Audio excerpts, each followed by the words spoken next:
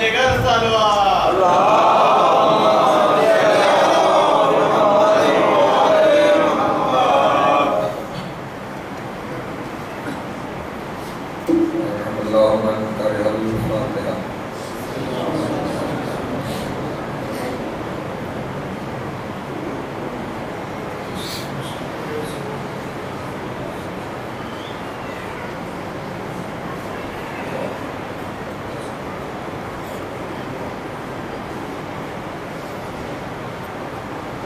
دعا ہے خدا عالم صلی محمد علیہ محمد کا تمام حضرات کے یہاں پہ آنا بارہانی مجلس کا سفر ذات و لسانہ اپنی بارگاہ میں منظور و مقبول فرمائے۔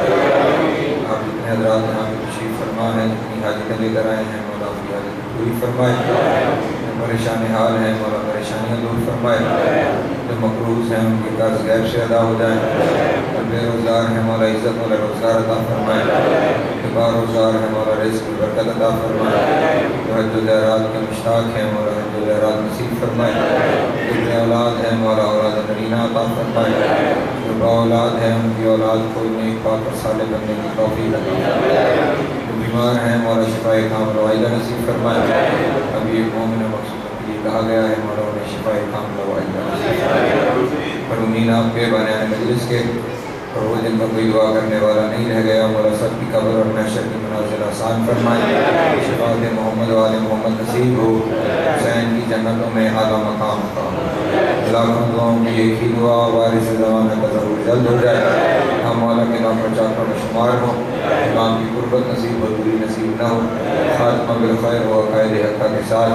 اللہم کن لولیک الحجۃ ابن الحسن صلوات اللہ علیہ وآلہ وآلہ فی هذه الساعة وفي كل ساعة من ساعات الليل والنهار وليا وحافظا وقائدا وناصرا ودليلا وعينا حتى تسكنه برزقك طوعا وتمتعه فيها طويلا۔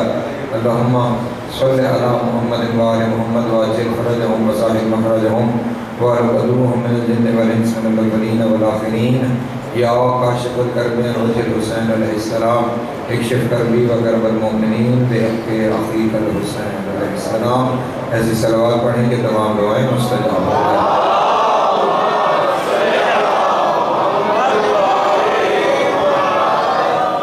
اعوذ باللہ من الشیطان اللعین الرجیم، بسم اللہ الرحمن الرحیم۔ الحمدللہ الاول بلا اول کان قبلہ والآخر بلا آخر یکون بعدہ خسرت رؤیتہ ابصار الناظرین وعجزت الناطقہ اوہام الواصفین، وصلی اللہ علی اشرف الانبیاء والمرسلین وخاتم النبیین ابی القاسم محمد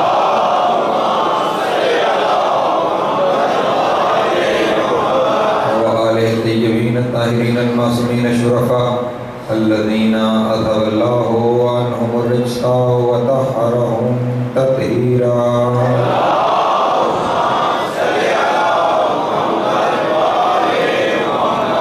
ولعنت الدائمۃ علی اعدائہم اجمعین من یومنا ھذا الی قیام یوم الدین۔ اما بعد فقد قال اللہ تبارک و تعالی فی محکم کتابہ المجید وفرقانہ الحمید وقولہ الحق وهو أصدق الصادقین۔ بسم اللہ الرحمن الرحیم، الحمدللہ رب العالمین الرحمن الرحیم مالک یوم الدین، ایاک نعبد و ایاک نستعین۔ صلوات اللہ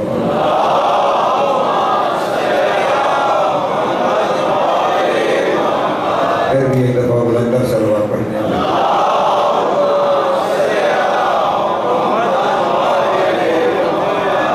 روز رکھتے ہو وہاں پر ٹھیک نہیں، پھر بھی ایک صلوات پڑھنے کا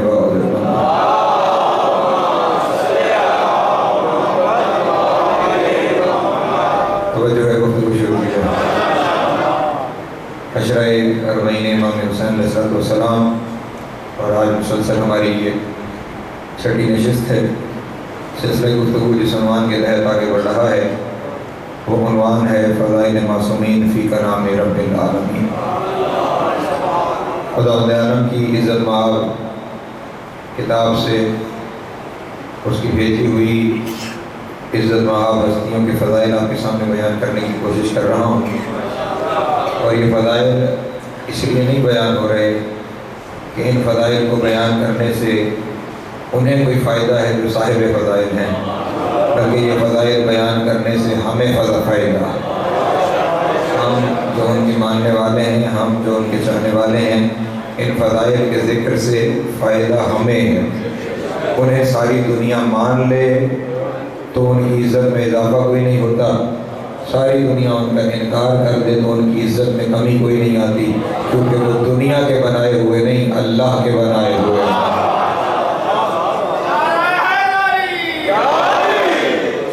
اللہ کے بنائے ہوئے ہوں، انہیں کسی کے ماننے یا نہ ماننے سے فرق نہیں پڑتا، ماننے یا نہ ماننے سے فرق انہیں پڑتا ہے جنہیں ووٹوں کے ذریعے بنایا جاتا ہے۔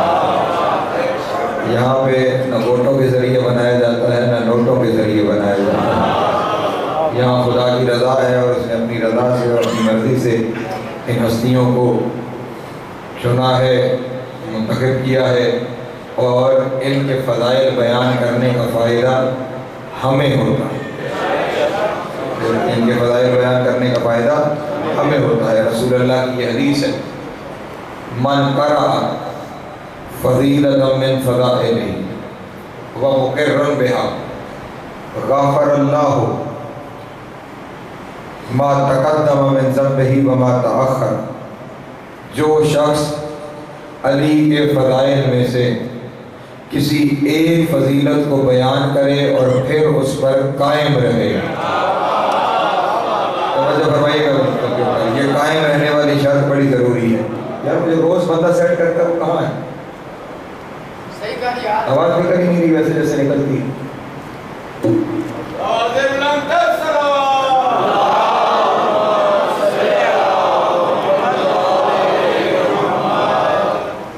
جو شخص علی کی فضیلتوں میں سے کوئی ایک فضیلت بیان کرے وہ مقرن بہا اور پھر اس پر قائم بھی رہے تو خدا بند عالم اس کے اگلے پچھلے گناہ معاف کر دیتا ہے۔ اللہ اکبر، اللہ اکبر۔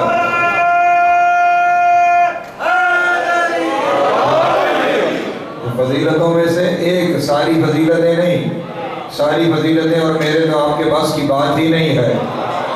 ہاں، ایک حدیث آپ نے اکثر سن رکھی ہوگی کہ تمام دنیا کے سمندر سیاہی بن جائیں اور تمام درخت قلم بن جائیں تو علی کے فضائل لکھے نہیں جا سکتے۔ اسی طرح ایک اور حدیث موجود ہے جو حضرت سلمان سے ہے، اور وہ ارشاد فرماتے ہیں کہ اگر کوئی شخص سمندر کے کنارے بیٹھ جائے اور سمندر کے کنارے بیٹھ کر وہ علی کے فضائل کے دفتر کے صفوں کو گننا شروع کرے، سمندر خشک ہو جائے گا، فضائل کے دفتر کے صفحات ختم نہیں ہو پائیں گے۔ آپ نے شاید جو میں نے عرض کیا اس پہ غور نہیں کیا، وہ کیا کہہ رہا ہے؟ سمندر کے کنارے بیٹھ کر گننا شروع کریں تو سمندر خشک ہو جائے گا۔ میری یہ بات زیادہ بہتر وہ سمجھیں گے جن کا تعلق بینک کے ساتھ ہے، جہاں پہ نوٹوں کو گننے کا کام کیا جاتا ہے۔ وہاں پہ کیا کرتے ہیں؟ جب وہ گر رہے ہوتے ہیں تو تھوڑی دیر بعد انگوٹھا خشک ہو جاتا ہے، وہاں پہ انہوں نے تھوڑا سا پانی ساتھ رکھا ہوا ہوتا ہے، وہ اس پانی میں ہلکا سا اپنے اس انگوٹھے کو ڈپ کرتے ہیں اور اس کے بعد پھر گننا شروع کرتے ہیں، تھوڑی دیر بعد پھر دوبارہ لگاتے ہیں، پھر گننا شروع کرتے ہیں، پھر لگاتے ہیں، پھر گننا شروع کرتے ہیں۔ سلمان کہہ رہے ہیں اسی طرح کوئی بیٹھ جائے سمندر کے کنارے اور علی کے فضائل کی کتاب کے صفوں کو گننا شروع کرے، سمندر خشک ہو جائے گا، صفحے ختم نہیں ہو۔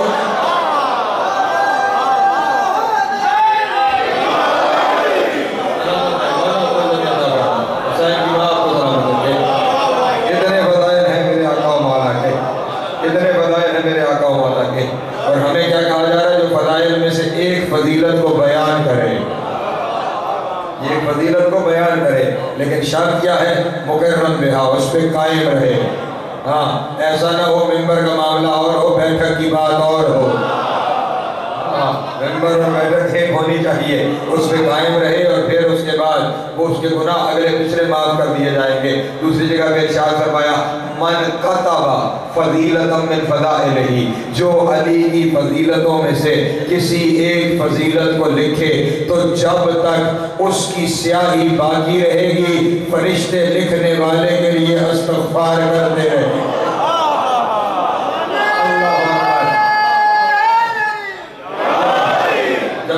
تنہائی باقی رہے گی اس وقت تک فرشتے اس کے لیے استغفار کرتے رہیں گے۔ پھر ارشاد فرمایا وَمَنِ اسْتَمَعَ فَضِيلَةً مِّن فَضَائِلِ عَلِيِّ بْنِ أَبِي طَالِبَ مُقِرًّا بِهَا، جس نے علی کی فضیلتوں میں سے ایک فضیلت کو سنا اور پھر اس پہ قائم ہو گیا، خداوند عالم اس کے کانوں کے گناہ،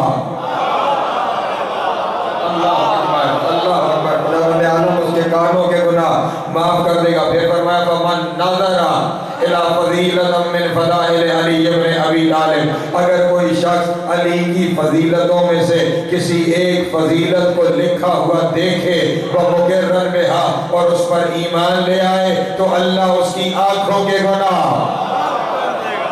اللہ اکبر، سنیے گا، میں نے نتیجے تک جانا ہے، اللہ اس کی آنکھوں کے گناہ معاف کر دے گا۔ اس کے بعد ارشاد فرمایا جس نے علی کے فضائل میں سے کسی ایک فضیلت کو سن لیا اور پھر اس نے اس کی تصدیق کے لیے اپنے ہاتھوں کو بلند کر دیا، تو خداوند عالم اس کے ہاتھوں کے گناہ، اس کے ہاتھوں کے گناہ معاف کرے گا۔ جو شخص علی کے فضائل کی محفل کی جانب اپنے گھر سے چل پڑا، خداوند عالم اس کے قدموں کے گناہ بھی، اللہ اس کے قدموں کے گناہ بھی معاف کرے گا۔ نتیجہ مجھے صرف آپ کو اتنا دینا ہے، گناہ کے کتنے طریقے ہیں؟ یا آنکھوں سے ہوتا ہے، یا زبان سے ہوتا ہے، یا کانوں کے ذریعے ہوتا ہے، یا ہاتھوں کے ذریعے ہوتا ہے، یا پاؤں کے ذریعے ہوتا ہے۔ گناہ کے جتنے ذریعے ہیں، آؤ مجلس حسین میں سنو علی کے فضائل پاک کروا کے لے آؤ۔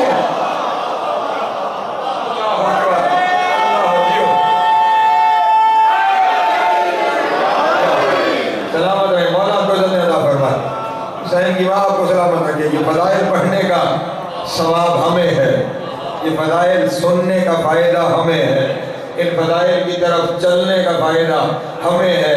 پڑھ اس لیے رہا ہوں کہ آپ کا خیر تھا، پڑھ اس لیے رہا ہوں کہ اپنا خیر تھا، چاہتا ہوں میری آخرت بھی بنے، چاہتا ہوں آپ کی آخرت بھی بنے۔ میں اسی لیے کہا کرتا ہوں یا تو بچوں کو پیچھے بٹھا دیا کریں، آگے آپ سارے پیچھے بیٹھ جاتے ہیں، آگے بچوں کو بٹھاتے ہیں، وہ آتے رہتے ہیں جاتے رہتے ہیں، میری بات اسٹارٹ ہو جاتی ہے۔ ایک سلوات پڑھے بابا علیہ وسلم۔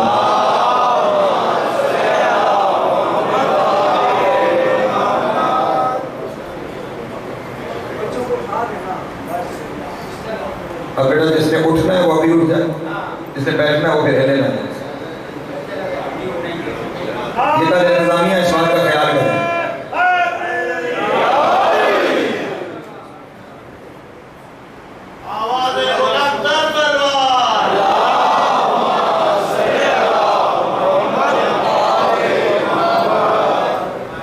کل ہماری گفتگو ان منزلوں پہ پہنچی تھی کہ مالک یوم الدین اللہ کی ذات ہے، اس نے علی کو حاکم یوم الدین بنایا۔ روز محشر جا کر اعمال ہمیں علی کے سامنے پیش کر رہے ہیں، اعمال جا کر ہم نے علی کو دکھانے ہیں، اور کل حدیثیں آپ کو کتابوں سے دکھائی تھی کہ اگر کوئی شخص 1000 سال عبادت کر کے آئے اور پھر علی کی ولایت نہ لے کر آئے، اللہ اس کے اعمال میں سے کچھ بھی قبول نہیں کرتا۔ اور 1000 سال کی عبادتیں اپنی جگہ پہ، کوئی بندہ 70 نبیوں کے اعمال لے کر آ جائے اور پھر علی کی ولایت نہ لے کر آئے، تو خداوند عالم اس کے ان اعمال کو قبول نہیں کرتا۔ آج ایک قدم اور آگے بڑھاتا ہوں، اگلے لفظ جو اس سورہ میں آ رہے ہیں وہ ہے ایاک نعبد، عبادت صرف تیرے لیے، اور اس میں کوئی شک ہی نہیں ہے۔ ہم جب کوئی عبادت کرنے جاتے ہیں تو ہر عبادت سے پہلے نیت واجب ہے۔ ہم نیت کرتے ہیں، نماز پڑھتے ہیں قربت اللہ، روزہ رکھتے ہیں قربت اللہ، زکوٰۃ دیتے ہیں قربت اللہ، حج کرتے ہیں قربت اللہ، مجلس میں آتے ہیں قربت اللہ۔ ہر عبادت قربت اللہ، اللہ کی قربت کی نیت سے عبادت ہے، اور عبادتوں میں سب سے بڑی عبادت ہے نماز۔ ایک نہیں 20 دفعہ اس ممبر سے آپ کو بتا چکا ہوں کہ عبادتوں میں وہ عبادت ہے ان قبلت قبل ما سوا وان ردت رد ما سوا، اگر یہ قبول ہو گئی تو سب قبول ہو جائے گا۔ اگر یہ رد ہو گئی تو سب کچھ رد ہو جائے گا. عبادتوں میں ایاک نعبد پہ بات ہو رہی ہے نا, عبادتوں میں سب سے بڑی عبادت نماز ہے. عبادتوں میں سب سے بڑی عبادت نماز ہے, اور خالصتاً اللہ کی ذات گرامی کے لیے ہے. آپ فجر کی نماز کے لیے کھڑے ہوئے, آپ نے نیت کی نماز فجر پڑھتا ہوں واجب قربتاً اللہ, اور اس کے بعد پہلا لفظ جو آپ کی زبان سے نکلا وہ تھا اللہ اکبر. تکبیرۃ الاحرام سے نماز شروع ہوئی, پھر آپ نے الحمد پڑھی, الحمد پڑھ کے آپ نے دوسرا سورہ پڑھا, اس کے بعد آپ رکوع میں چلے گئے, آپ نے ذکر رکوع کیا, پھر آپ نے قیام متصل کا رکوع کیا, پھر آپ سجدے میں چلے گئے, پھر قعود, پھر دوسرا سجدہ کیا, پھر آپ نے دوسری رکعت کو اسی ترتیب سے مکمل کیا. آخر میں پہنچ کر ابھی نماز آپ تمام نہیں کر سکتے جب تک کہ آپ گواہیاں نہ پیش کریں.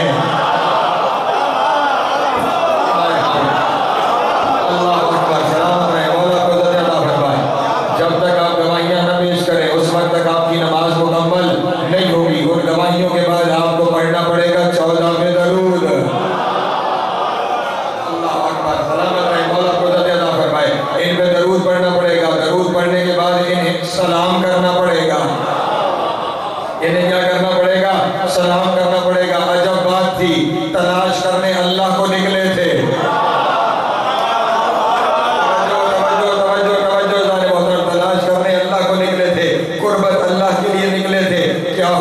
جب نماز تمام ہوئی تو سلام کب کرتے ہو؟ جب کوئی سامنے آ جائے تو اسے سلام کہتے ہو. جب کوئی سامنے آ جائے تو سلام کہتے ہو. نکلے اللہ کو ڈھونڈنے, سامنے یہ آ گئے.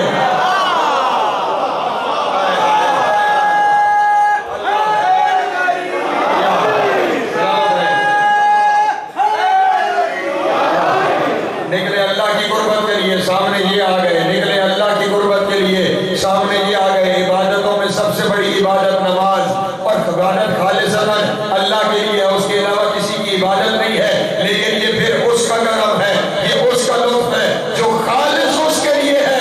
اس میں بھی جب تک یہ شامل نہ ہو جائے وہ قبول ہی نہیں کرتا.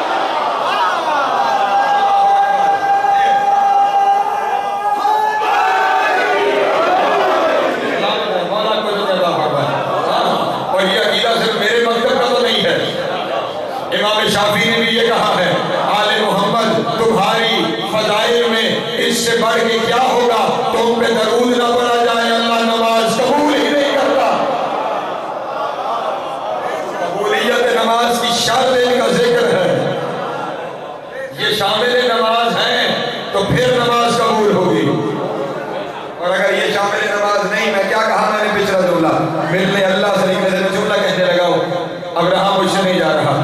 ملنے اللہ سے نکلے تھے, ملاقات دل سے ہو گئی.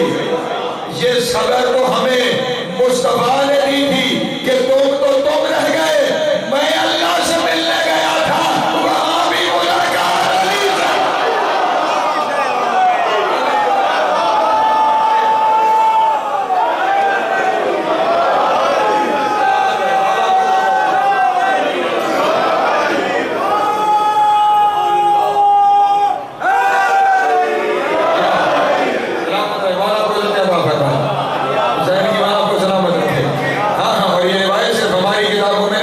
برادران کی کتابوں میں بھی موجود ہے, وہاں پہ بھی ملاقات علی سے ہو رہی ہے. عبادت نہیں قبول جب تک یہ شامل عبادت نہیں, اور یہ میں بھی علی کو خصوصیت حاصل ہے. یہ میں بھی علی کو نہیں جملہ ہدیہ کرنا چاہتا ہوں. ابھی معراج پہ کون تھا وہاں؟ ملاقات کس سے ہو رہی تھی؟ علی سے. نماز کو کہا گیا الصلاۃ معراج المومن, نماز مومن کی معراج ہے. جب محمد کی معراج بغیر علی کے نہیں تو مومن کی معراج.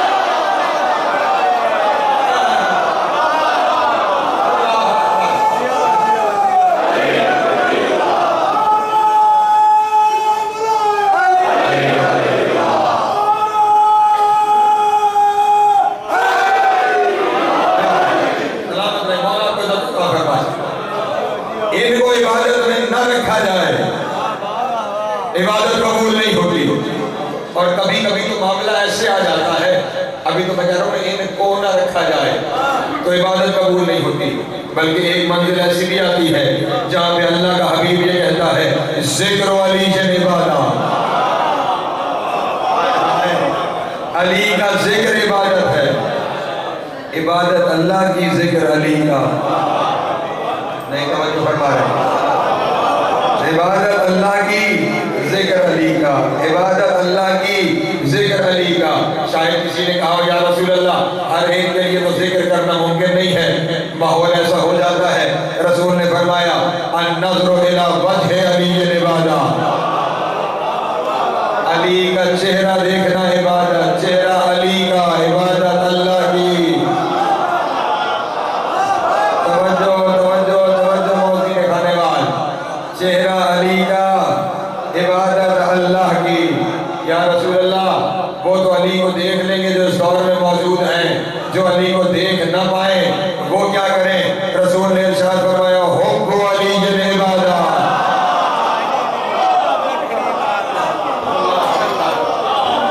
علی کی محبت بھی عبادت ہے، اس کا ذکر بھی عبادت، اسے دیکھنا بھی عبادت، اس کی محبت بھی عبادت، جبکہ عبادت صرف اللہ کی ہے۔ دیکھو اسے عبادت اللہ کی ہو جائے گی، ذکر اس کا کرو عبادت اللہ کی ہو جائے گی، محبت اس سے رکھو عبادت اللہ کی ہو جائے۔ ایک اور بات آپ کے سامنے گزارش، خداوند عالم نے پریشان نہیں ہو رہے آپ، خداوند عالم نے قرآن مجید میں ارشاد فرمایا وَمَا خَلَقْتُ الْجِنَّ وَالْإِنسَ إِلَّا لِيَعْبُدُونَ، ہم نے جنوں اور انسانوں کو نہیں بنایا مگر عبادت کے لیے۔ اس کا مطلب یہ ہوا کہ مقصد تخلیق آپ کا اور میرا عبادت، مقصد تخلیق آپ کا اور میرا عبادت۔ اب جب ہمارا مقصد تخلیق عبادت ہے تو پھر ہمیں ضروری ہے کہ ہم ہمہ وقت عبادت میں رہیں۔ مقصد تخلیق کی عبادت ہے، اس کے علاوہ ہمارا مقصد ہی کوئی نہیں۔ جب مقصد تخلیق عبادت ہے تو پھر ضروری ہے کہ ہم ہر وقت عبادت میں رہیں، ہر وقت، ہمارا ہر لمحہ، ہماری ہر سال، ہماری ہر وقت جو ہے وہ عبادت میں گزرنا چاہیے۔ اب مجھے بتائیں وہ عبادت کون سی ہے جو ہر وقت ہو سکتی ہے؟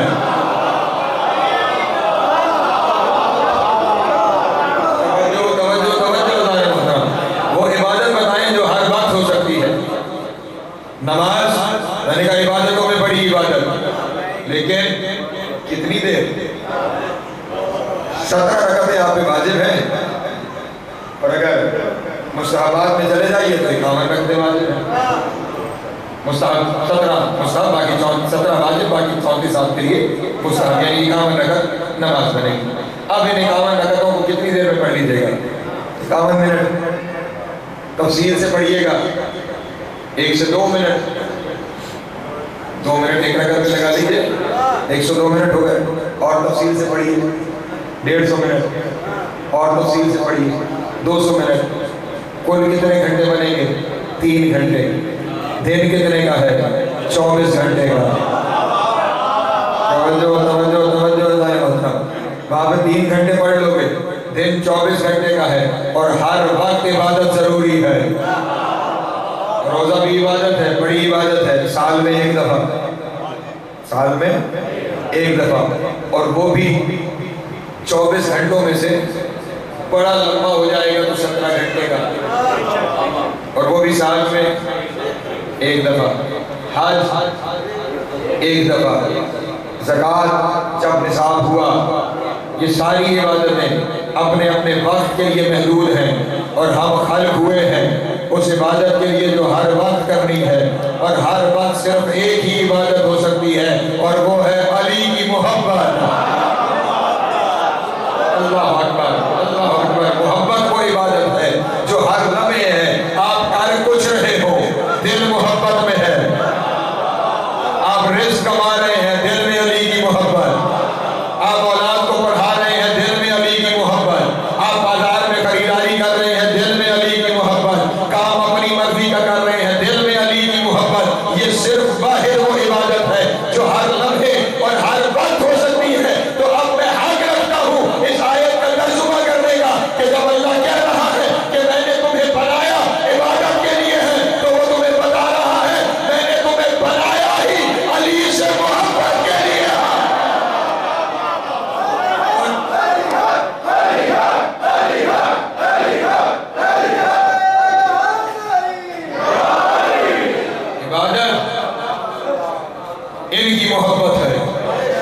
اور وہ اس کے لیے ہے.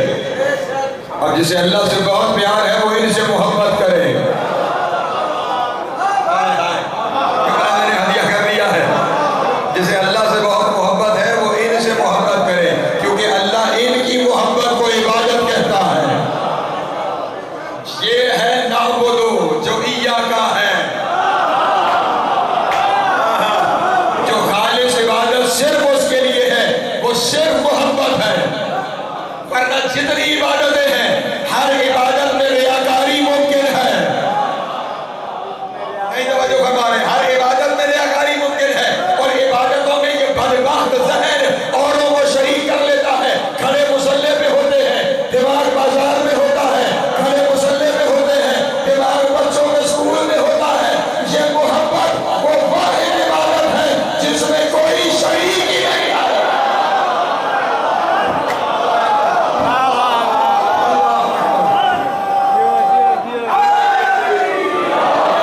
سلامت رہے، مولا کو ذکر کرو.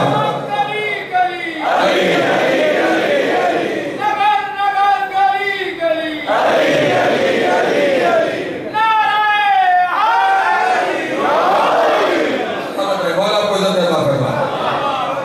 نعبد ان کے بغیر نہیں ہے، انہی کے ساتھ ہے، بلکہ یہی ہے. اس کے بعد اگلی منزل ہے ایاک نستعین. مدد بھی صرف تیری ہے. اور یہی ہم پہ جب ہم یا علی مدد کہیں یا رسول اللہ مدد کہیں تو پھر یہی ہم پہ فتویٰ کرتا ہے کہ اللہ تو کہہ رہا ہے ایاک نستعین. عبادت صرف اللہ کی اور مدد بھی صرف اللہ کی ہے. تو جب صرف اللہ کی مدد ہے تو غیر اللہ سے مدد کیوں مانگتے ہو؟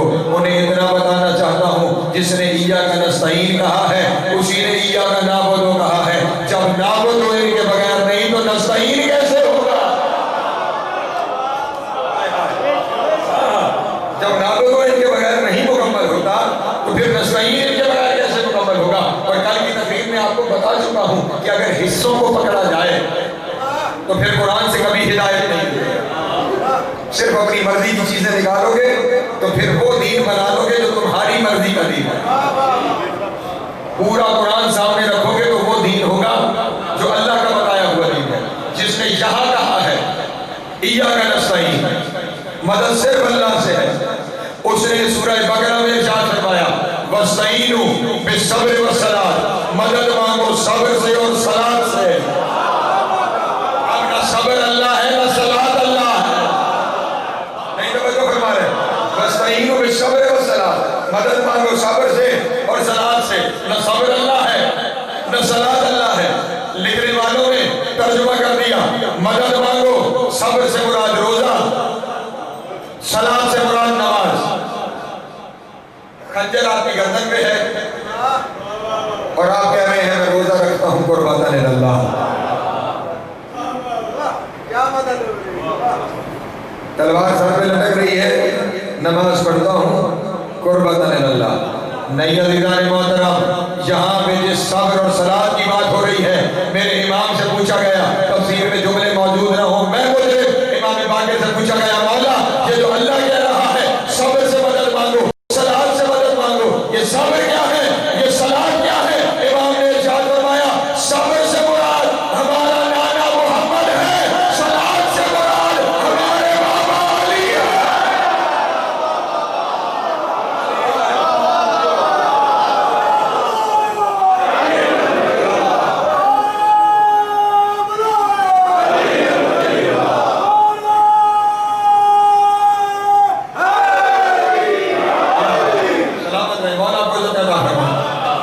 صبر سے مراد مصطفیٰ ہے، صلاۃ سے مراد علی ہے.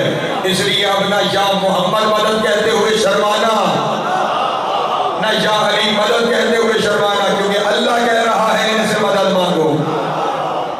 اور نہیں میں اور آپ تو کوئی حیثیت ہی نہیں رکھتے.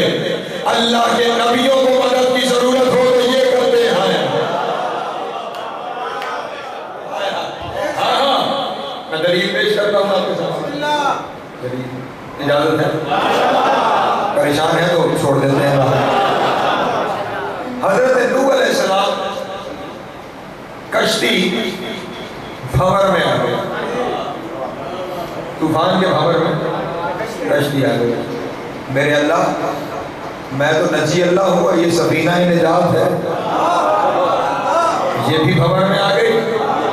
اور اگر یہ کشتی ہی ختم ہو گئی تو پھر تجھ پہ کون اعتماد کرے گا اور مجھے نجی اللہ کون مانے گا؟ آواز قدرت آئی، ایک نام ہے وہ اس کشتی میں لکھ دے. سلامت رہے، مولا قدرت عطا فرما. نام ہے وہ اس کشتی میں لکھ دے، تیری کشتی کو نجات مل جائے گی. نوح نے وہ نام لکھ دیا، نوح کی کشتی کو نجات مل گئی. میں تلاش کرتا رہا وہ کون سا نام تھا جسے نوح نے اپنی کشتی میں لکھا تو نوح کی کشتی کو نجات مل گئی، نوح کی مدد ہو گئی، نوح کی کشتی کو نجات مل گئی. پتہ مجھے اس دن چلا جس دن نجف اشرف میں اپنے مولا کی زیارت پڑھ رہا تھا، اس میں یہ جملے آئے، السلام علیکہ یا من نجی اللہ سفینۃ نوح باسمہ، اس پر سلام کہ جس کے نام کے ذریعے اللہ نے نوح کی کشتی کو لیا.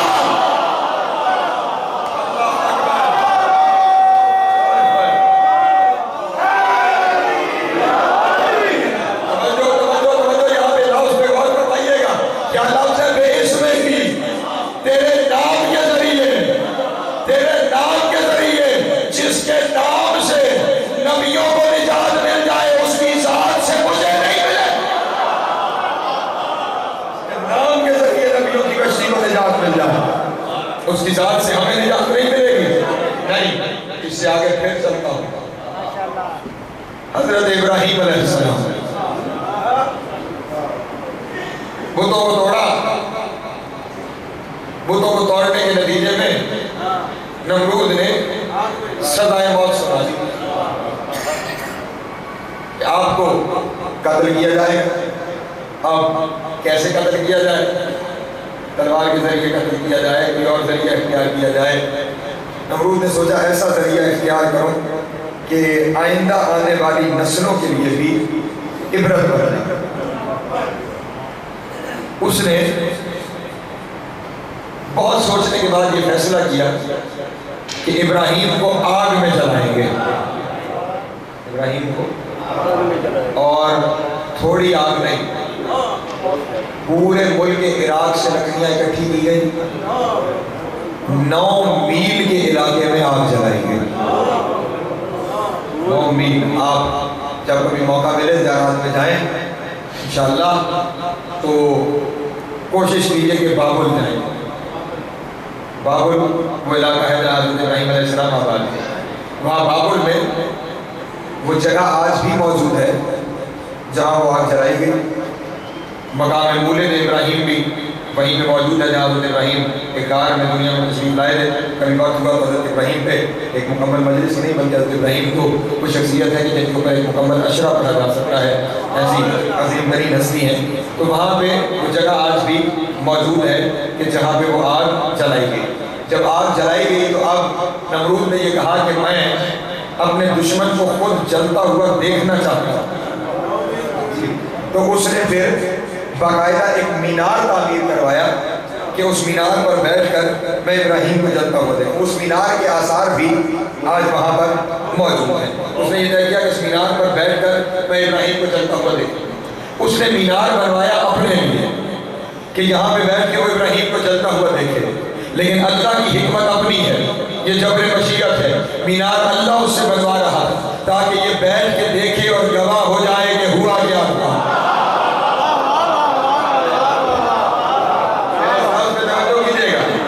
سوچ ہم رہے ہوتے ہیں کہ ہم اپنی مرضی سے کوئی کام کرنے جاتے ہیں، لیکن اللہ کی حکمت کچھ اور اس کے پیچھے ہوتی ہے. ہم اپنی مرضی پہ چل رہے ہوتے ہیں، وہ کام اپنی مرضی کا کروا لیتا ہے. اس نے مینار اس لیے بنوایا کہ میں ابراہیم کو جلتا ہوا دیکھوں. اللہ اس لیے اس سے بنوا رہا ہے کہ وہ وہاں پہ بیٹھ کے گواہ ہو جائے کہ آگ میں ہونے کیا جانا ہے. اب کیونکہ آگ 9 میل کے علاقے میں ہے تو ابراہیم کو آگ میں دھکیلا تو جا نہیں سکتا، کیونکہ اس کی حدت اتنی ہے کہ کوئی اس کے قریب تھوڑا سا آپ الاؤ جلا لیں تو اس کے قریب نہیں لایا جاتا، اس کی حدت. اب یہ جو اتنے بڑے علاقے میں آگ جلی ہے کتنی حدت ہوگی اس کی. یہاں تک لکھا ہوا ہے تاریخوں میں کہ اگر کوئی پرندہ اوپر سے گزرتا تھا تو بھون کے گر جاتا. اس قدر شدید آگ جلائی گئی. اب حضرت ابراہیم علیہ السلام کو آگ میں پھینکنا ہے تو کیسے پھینکا جائے؟ دھکیلا تو جا نہیں سکتا. منجنیق منگوائی گئی. جس طرح آج کل کے دور میں توپ ہوتی ہے دور سے کوئی چیز پھینکنے کے لیے، اس دور میں منجنیق ہوتی ہے. منجنیق منگوائی گئی کہ ابراہیم علیہ السلام کو منجنیق میں رکھ کر پھینکا جائے آگ کی جانب. لیجیے حضرت ابراہیم علیہ السلام کو آگ میں پھینکنے کے لیے منجنیق میں رکھ دیا گیا اور وہاں ارد گرد موجود پورے مجمع پہ ایسے ہی سکوت چھایا ہوا تھا جیسے آپ. اب وہ پریشان حال دیکھ رہے ہیں کہ ابراہیم کو آگ میں پھینکا جائے گا. اب حضرت ابراہیم علیہ السلام منجنیق میں آ چکے ہیں اور انہیں پھینکنا ہے آگ کی جانب. لیجیے منجنیق چلائی گئی. ابراہیم علیہ السلام فضا میں پرواز شروع ہوئی. وہ کہ جو روزانہ وہی لے کر آتا ہے. خیال رہے ابراہیم نبی بھی ہے، رسول بھی ہے، اولو العزم بھی ہے، نبیوں میں امام بھی ہے اور خلیل خدا بھی ہے. 5 اسٹار نبی ہے.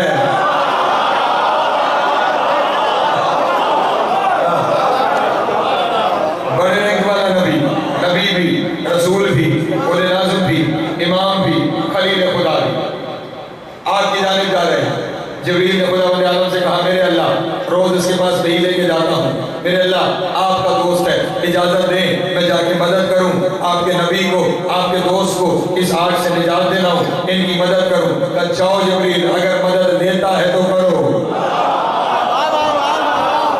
اللہ اگر جاؤ اگر مدد دینے کو تیار ہے تو جا کے مدد کرو. یہ فوراً پہنچے حضرت جبریل علیہ السلام اور آ کے کہا اللہ کے نبی، اللہ کے خلیل اگر اجازت دیں تو میں آپ کو اپنے پروں پہ لے لوں، اس آگ سے بچا کر آپ کو کہیں اور لے جاؤں، میں آپ کی مدد کروں. مدد کا نام آنا تھا.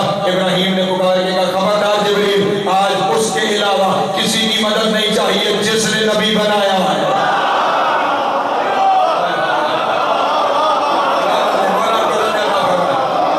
توکل ابراہیم نے کیے گا.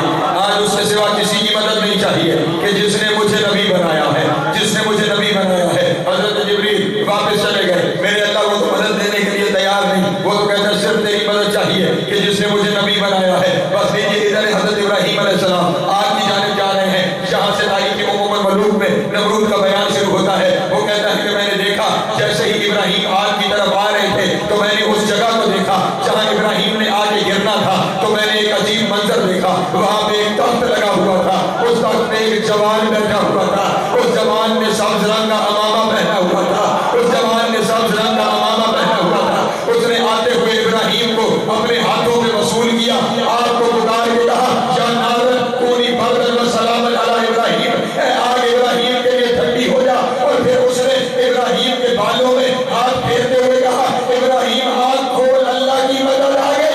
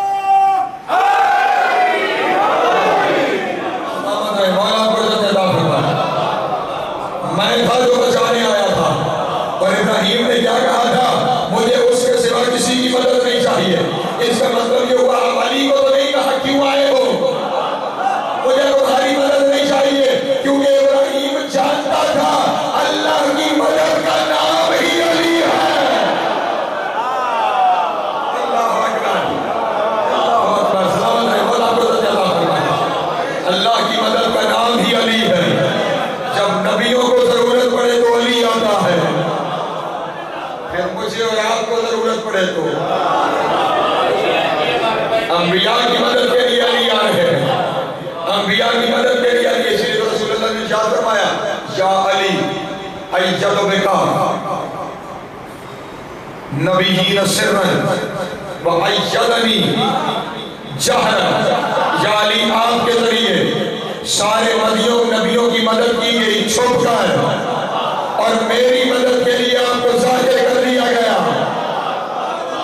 اللہ اکبر، مولا کو تو کیا فرمایا؟ ہاں اب بتاؤ، ایاک نستعین، اللہ تم سے زیادہ اپنے نبیوں کے لیے کافی ہے۔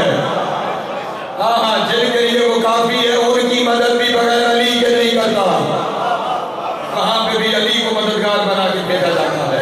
اس کا مطلب علی کے بغیر نہ نعبدو مکمل ہوتی ہے، علی کے بغیر نہ نستعین مکمل ہوتی ہے۔ جب نعبدو اور نستعین علی کے بغیر مکمل نہیں تو الحمد مکمل نہیں، الحمد مکمل نہیں تو نماز مکمل نہیں۔ ایک صلوات پڑھیں بآواز بلند آل محمد۔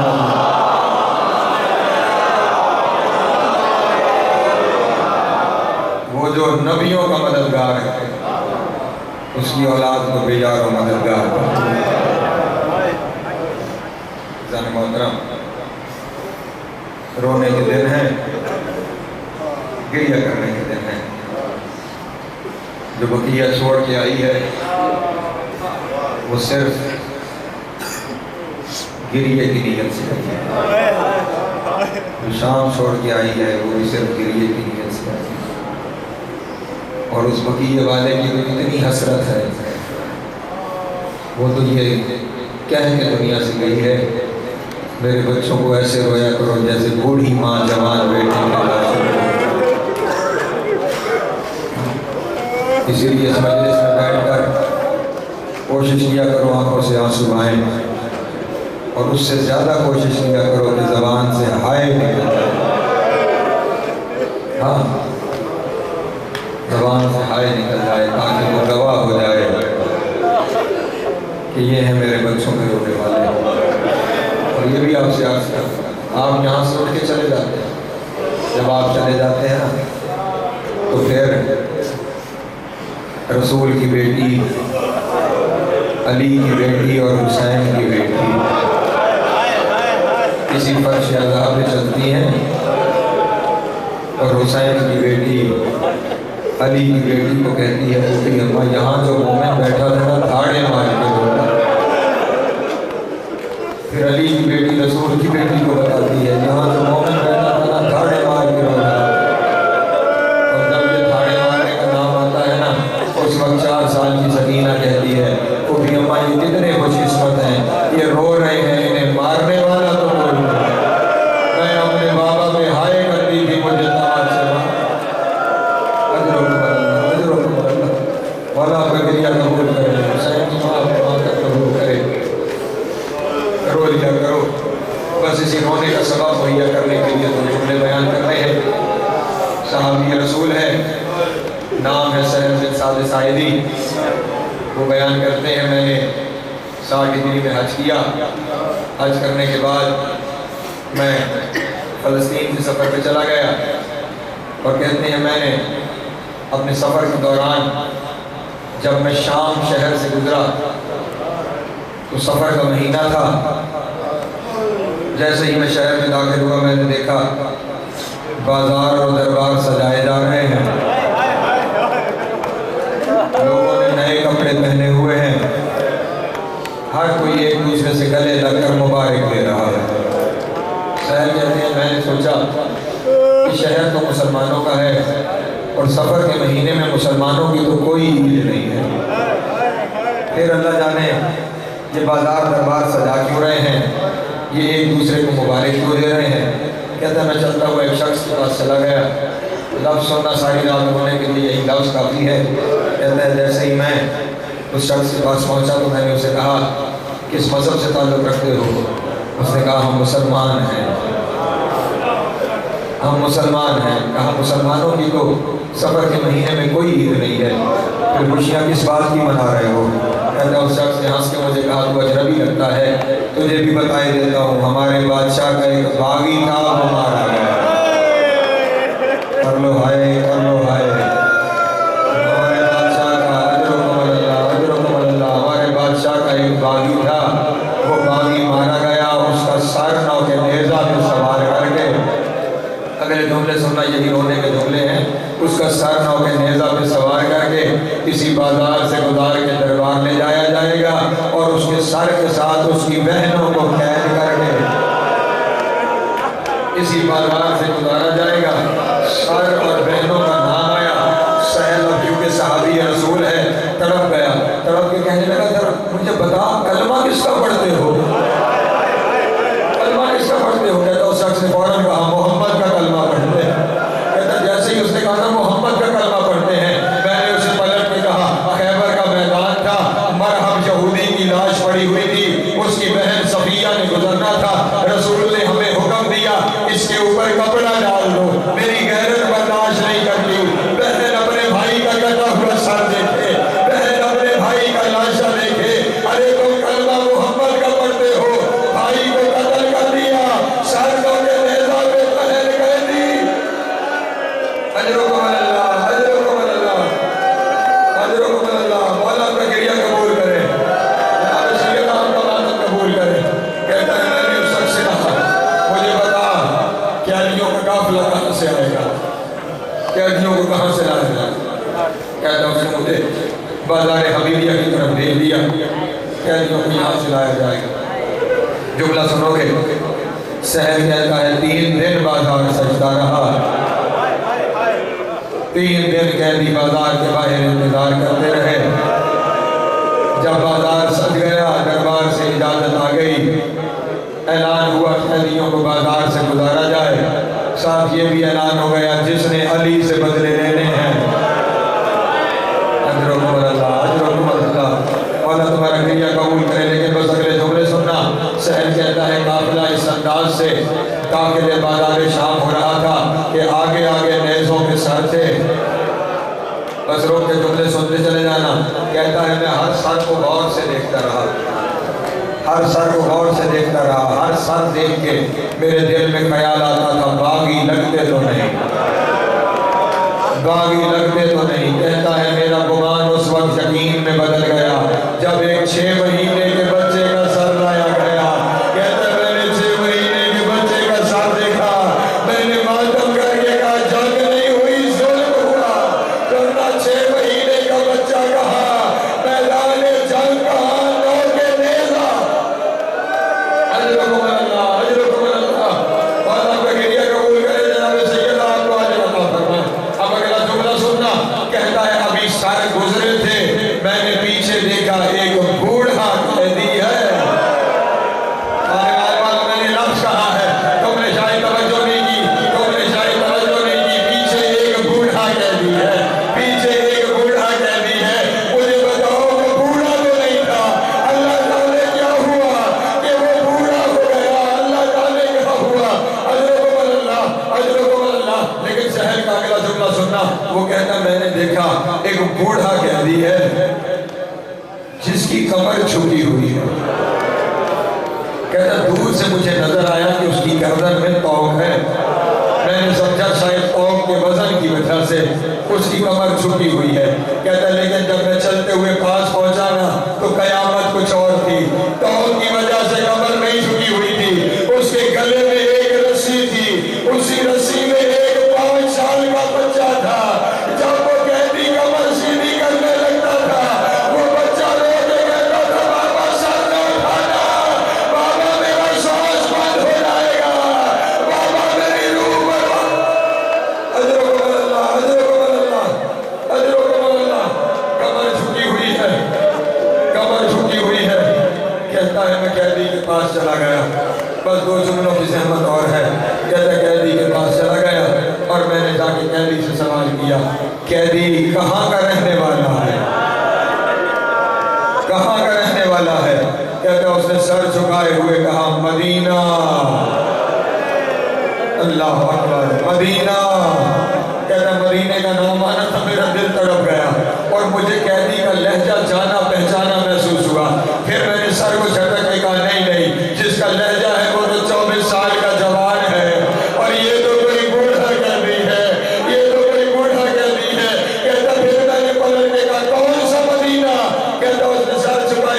محمد کا مدینہ، محمد کا مدینہ کہتا ہے محمد کے مدینے کا نام آنا تھا. میں نے اپنا ہاتھ بڑھایا، قیدی کی تھوڑی کے نیچے رکھا، میں نے جب اس کا سر اٹھایا تو قیامت تھی، آنکھوں سے خون جاری تھا. اور اب اس نے روتے ہوئے کہا چچا سہیل جب امیر غریب ہو جائے تو چچا اپنے بھی نہیں پہچانتے، مجھے پہچان میں سید سجاد، سجاد کا نام آنا تھا. سہیل کہتا میں طرف گیا، میں نے کہا تو سجاد ہے تو عباس کہاں ہے؟ کہا وہ نوکے نیزہ میں حسین کا سر ہے، وہ گھوڑے کی گردن میں عباس کا سر ہے. اور سہیل پیچھے نہ دیکھنا، پیچھے علی کی بیٹیاں بغیر چادر کے شام کے بعد اجر و بدل اللہ، اجر و بدل اللہ والا تمہارا گریہ کروں. بس ایک لمحے کی شربت اور ہے، ایک لمحے کی شربت اور ہے. سہل کہتا ہے میں قدموں میں گر گیا، میں قدموں میں گر گیا اور میں نے ہاتھوں کو باندھ کے کہا مولا مولا اس ماحول میں میں کوئی خدمت کر سکتا ہوں، میں کوئی خدمت کر سکتا ہوں. ہائے غریب بھی کہتا سید سجاد نے روتے ہوئے کہا ہو سکتا ہے تو کچھ چادریں لے آ. میری بوبی کبھی بابا کے سامنے بغیر چادر کے نہیں آئی، بدماشوں کا مجمع ہے، علی کی بیٹی بغیر چادر. اجر و بدل اللہ، اجر و بدل اللہ. سہل کہتا ہے میں نے ہاتھوں کو باندھ کے کہا مولا ماحول ہی ایسا نہیں ہے، کوئی چادریں دینے والا ممکن ہی نہیں ہے، کہیں سے چادریں نہیں آ سکتی. مولا کوئی اور حکم ہو تو بتائیے. کہتا ہے ابھی میں یہ کہہ رہا تھا کہ سید سجاد کی نظر میرے گلے میں ڈلے